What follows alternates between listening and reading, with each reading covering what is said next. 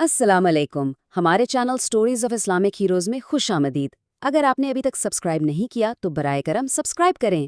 آج کی اس معلوماتی پیشکش میں ایک ایسے سفر پر بات ہوگی جس نے انسانی تاریخ کا رخ موڑ دیا۔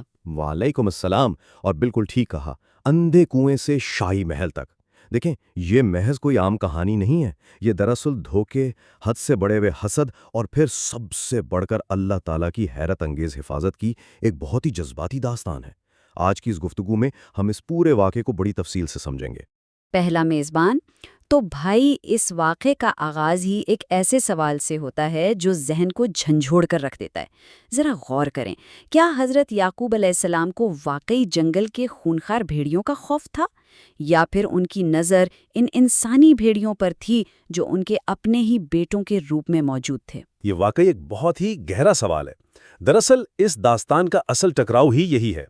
ایک طرف ایک شفیق باپ کا دھڑکتا ہوا دل ہے، اور دوسری طرف بیٹوں کے دلوں میں سلگتی ہوئی حسد اور نفرت کی وہ آگ ہے جو ایک بہت بڑے خاندانی المیے کو جنم دینے والی تھی۔ چلیں دیکھتے ہیں کہ یہ سب شروع کیسے ہوا۔ تو ہم بڑھتے ہیں پہلے حصے کی طرف، یعنی ایک حیران کن خواب۔ اچھا، اس خواب پر بات کرنے سے پہلے حضرت یوسف علیہ السلام کا خاندانی پس منظر جاننا بہت ضروری ہے۔ ان کا تعلق انبیاء کے ایک انتہائی معزز خاندان سے تھا۔ بالکل، ان کے والد حضرت یعقوب علیہ السلام، دادا حضرت اسحاق علیہ السلام اور پردادا حضرت ابراہیم علیہ السلام تھے۔ یعنی نبوت کا ایک ایسا عظیم سلسلہ جس کی مثال ملنا مشکل ہے۔ اور اسی عظیم پس منظر میں ایک رات وہ معجزاتی واقعہ پیش آیا جس نے آگے چل کر سب کچھ بدل دیا۔ دوسرا میزبان، اس کہانی میں یہ ہندسہ 11 بہت اہم ہے۔ یہ محض کوئی عام عدد نہیں ہے، بلکہ ایک معجزاتی خواب کی پوری بنیاد ہے۔ ہوا کچھ یوں کہ جب حضرت یوسف علیہ السلام بالکل کم سن بچے تھے تو انہوں نے خواب میں دیکھا کہ 11 ستارے، سورج اور چاند ان کے سامنے سجدہ کر رہے ہیں۔ پہلا میزبان، حیرت انگیز ہے نا؟ یہ کوئی معمولی خواب تو تھا نہیں، بلکہ ایک بہت شاندار مستقبل، عزت اور مرتبے کی نشانی تھی۔ یہ 11 ستارے 11 بھائیوں کی طرف اشارہ تھے، جبکہ سورج اور چاند والدین کی علامت تھے۔ یہ منظر اتنا واضح تھا کہ ننھے یوسف فوراً اپنے والد کے پاس گئے۔ پہلا میزبان، اب یہاں ایک باپ کی حساسیت دیکھنے والی ہے۔ حضرت یعقوب علیہ السلام جو خود اللہ کے نبی تھے، وہ فوراً اس خواب کی حقیقت اور اس کی وسعت کو سمجھ گئے۔ بالکل، اور اسی لیے انہوں نے یوسف علیہ السلام کو سختی سے منع کیا کہ بھائی اپنا یہ خواب اپنے بھائیوں کو ہرگز نہ سنانا۔ انہیں بخوبی اندازہ تھا کہ شیطان تو انسان کا کھلا دشمن ہے نا، وہ بھائیوں کے دلوں میں حسد ڈال کر انہیں کسی بھی خطرناک سازش پر اکسا سکتا ہے۔ باپ کی دور اندیشی نے آنے والے خطرے کو پہلے ہی بھانک لیا تھا۔ دوسرا میزبان، اور یہیں سے ہمارا دوسرا حصہ شروع ہوتا ہے، حسد اور شیطان کا وار۔ حضرت یعقوب علیہ السلام کو اپنے اس خوبصورت اور کمسن بیٹے سے بے پناہ محبت تھی۔ وہ اس بچے کی پیشانی میں نبوت کا نور دیکھتے تھے۔ پہلا میزبان، اصل میں یہی بے پناہ محبت سوتیلے بھائیوں کے لیے ناقابل برداشت ہو گئی تھی۔ ان کے دلوں میں حسد کا زہر اس حد تک بھر چکا تھا کہ وہ ہر وقت بس اسی سوچ میں رہتے کہ کسی طرح یوسف کو راستے سے ہٹا دیا جائے تاکہ والد کی پوری توجہ صرف ان پر رہے۔ پہلا میزبان، اس تاریخ سازش کے کئی مراحل تھے۔ یہ سب اس بے لگام حسد سے شروع ہوا، اور پھر شیطان کے وسوسوں نے اس میں جلتی پر تیل کا کام کیا۔ صحیح کہا آپ نے۔ پہلے تو سوچا گیا کہ سیدھا قتل ہی کر دیا جائے، لیکن پھر ایک بھائی نے مخالفت کی، اور پھر بالآخر یہ اندوناک فیصلہ ہوا کہ اپنے ہی سگے خون کو، ایک معصوم بچے کو، ایک ویران اندھے کنویں میں پھینک دیا جائے تاکہ کوئی راہ چلتا قافلہ اسے وہاں سے دور لے جائے۔ شیطان نے ان کے احساس سے کمتری کا خوب فائدہ اٹھایا۔ دوسرا میزبان، اب اس گھناؤنی سازش کو مکمل کرنے کے لیے انہوں نے اپنے والد کے سامنے ایک بہت ہی مکارانہ التجا کی۔ جی ہاں، بظاہر محبت کا بڑا زبردست ناٹک کیا گیا۔ حضرت یعقوب علیہ السلام کو قائل کیا گیا کہ یوسف کو ہمارے ساتھ جنگل میں کھیلنے کودنے کے لیے بھیج دیں۔ بڑی بڑی قسمیں کھائی گئیں، وعدے کیے گئے کہ ہم پوری حفاظت کریں گے، حالانکہ اندر سے ان کے دل پتھر ہو چکے تھے۔ پہلا میزبان، یہاں سے ہم اس پیشکش کے تیسرے اور سب سے تاریک حصے کی جانب بڑھتے ہیں، اندھے کنویں کی تاریکی۔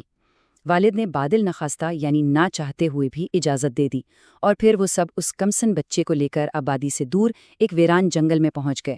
دوسرا میزبان، جو سفر گھر سے نکلتے وقت بڑا خوشگوار اور تفریحی لگ رہا تھا نا، وہ جنگل پہنچتے ہی اچانک ایک ڈراؤنے خواب میں بدل گیا۔ بھائیوں نے اپنا سارا وعدہ بھلا دیا اور ان کا اصلی ظالمانہ چہرہ سامنے آ گیا۔ دوسرا میزبان ذرا ان حالات کے فرق کو تو دیکھیں۔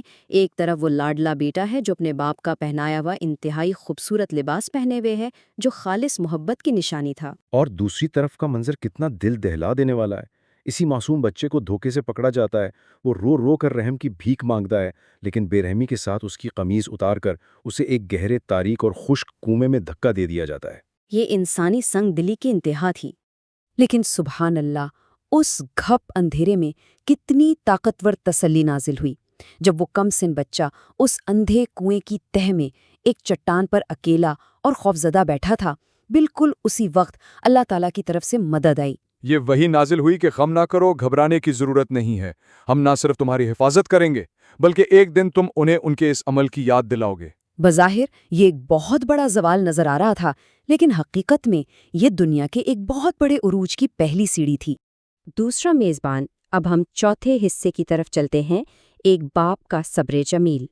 منظر بدلتا ہے، ادھر کنویں میں یوسف علیہ السلام تنہا تھے اور دوسری طرف رات ہوتے ہی بھائیوں نے اپنی اگلی چال چلی۔ پہلا میزبان، وہ ظالم بھائی جھوٹے آنسو بہاتے روتے پیٹتے گھر واپس پہنچے اپنے ضعیف باپ کے پاس۔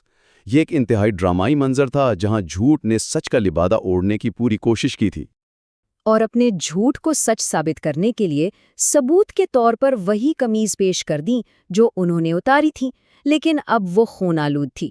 انہوں نے کسی جانور کا خون اس پر مل دیا تھا۔ پھر ایک پوری من گھڑت کہانی سنائی گئی کہ ابا جان، ہم دوڑنے میں لگ گئے تھے اور یوسف کو سامان کے پاس چھوڑ دیا تھا۔ پیچھے سے ایک جنگلی بھیڑیا آیا اور اسے کھا گیا۔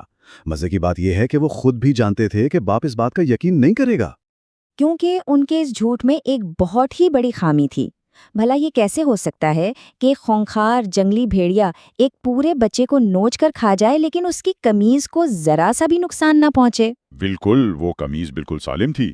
حضرت یعقوب علیہ السلام نے قمیض کو دیکھتے ہی فرما دیا تھا کہ یہ کتنا مہربان بھیڑیا تھا کہ بچے کو تو کھا گیا لیکن اس کی قمیض تک نہ پھاڑی۔ ان کی نبوت کی آنکھ فوراً سمجھ گئی تھی کہ یہ کوئی درندہ نہیں بلکہ یہ تو انسانی حسد کی گھناؤنی سازش ہے۔ پہلا میزبان، اور پھر تاریخ نے وہ الفاظ سنے جو آج تک ایک عظیم مثال ہیں، صبر جمیل۔ اپنے لخت جگر کو کھونے کے اس پہاڑ جیسے صدمے کے باوجود انتقام لینے یا چیخنے چلانے کے بجائے اللہ کی رضا پر راضی رہنے کا راستہ چنا گیا۔ دوسرا میزبان، بیٹوں سے فرمایا گیا کہ تم نے اپنے دل ہی سے ایک بات بنا لی ہے، پس اب صبر جمیل ہی بہتر ہے، اور بنائی ہوئی ان باتوں پر اللہ ہی سے مدد مانگتا ہوں۔ یہ ایمان اور یقین کی وہ سطح ہے جو انسان کو حیران کر دیتی ہے۔ دوسرا میزبان، آئیے اب اس گفتگو کے آخری اور انتہائی دلچسپ حصے کی طرف گڑتے ہیں، غلامی سے مصر کے شاہی محل تک۔ ہم ایک بار پھر اسی کنویں کا رخ کرتے ہیں جہاں اس بچے کو اپنے رب پر کامل یقین تھا۔ پہلا میزبان، کنویں میں تقریباً 3 دن گزرنے کے بعد بالآخر ایک تجارتی قافلہ جو شام سے مصر جا رہا تھا پانی کی تلاش میں وہاں آ پہنچا۔ دیکھیں، یہ کوئی اتفاق نہیں تھا، یہ خالص اللہ کی طرف سے بھیجی گئی مدد تھی۔ پہلا میزبان، اگر ہم ان واقعات کی تیزی پر غور کریں تو حیرت ہوتی ہے۔ پہلے وہ خواب، پھر اپنوں کا وہ دھوکہ، کنویں کی تاریکی، اچانک قافلے کا آنا اور بالآخر مصر روانگی، یہ سب کتنی تیزی سے ہوا۔ دوسرا میزبان، جب قافلے کے پانی بھرنے والے شخص نے اپنا ڈول نیچے لٹکایا اور اسے کھینچا تو اس کی خوشی کی انتہا نہ رہی جب ڈول کے ساتھ ایک انتہائی خوبصورت بچہ باہر آیا۔ اس نے فوراً پکارا، مبارک ہو، یہاں تو ایک لڑکا ہے۔ دوسرا میزبان، لیکن تقدیر کا کھیل دیکھیں، قافلے والوں نے اس بچے کو کوئی مہمان نہیں سمجھا بلکہ اسے بکنے والا مال تجارت سمجھ لیا۔ اور پھر انہوں نے اس عظیم مستقبل کے نبی کو محض چند سکوں کے عوض یعنی صرف 20 درہم جیسی معمولی قیمت پر مصر کے ایک بازار میں غلام کے طور پر فروخت کر دیا۔ سوچیں، جو بچہ ایک باپ کی آنکھ کا تارا تھا، بظاہر غلامی اس کا مقدر بن گئی۔ مگر ہم سب جانتے ہیں کہ اللہ کی تدبیریں انسانی سوچ سے کہیں زیادہ بلند ہیں۔ اس بازار مصر میں انہیں کوئی عام شخص نہیں خریدتا، بلکہ مصر کا ایک بہت ہی طاقتور شاہی وزیر جسے عزیز مصر کہا جاتا تھا، وہ انہیں خرید لیتا ہے۔ قدرت اس تنہا بچے کو تاجروں کے قافلے سے نکال کر سیدھا مصر کے شاہی ایوانوں تک لے آئی۔ دوسرا میزبان، تقدیر کا یہ پلٹنا واقعی رونگٹے کھڑے کر دیتا ہے۔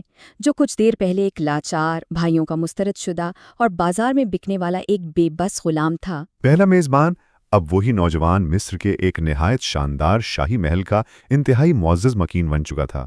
عزیز مصر نے ان کی انفرادیت اور ان کے وقار کو پہلی نظر میں ہی پہچان لیا تھا۔ اللہ نے ان کے مقام کو یوں بلند کر دیا۔ پہلا میزبان عزیز مصر کے یہ الفاظ اس بات کی جیتی جاگتی گواہی ہیں۔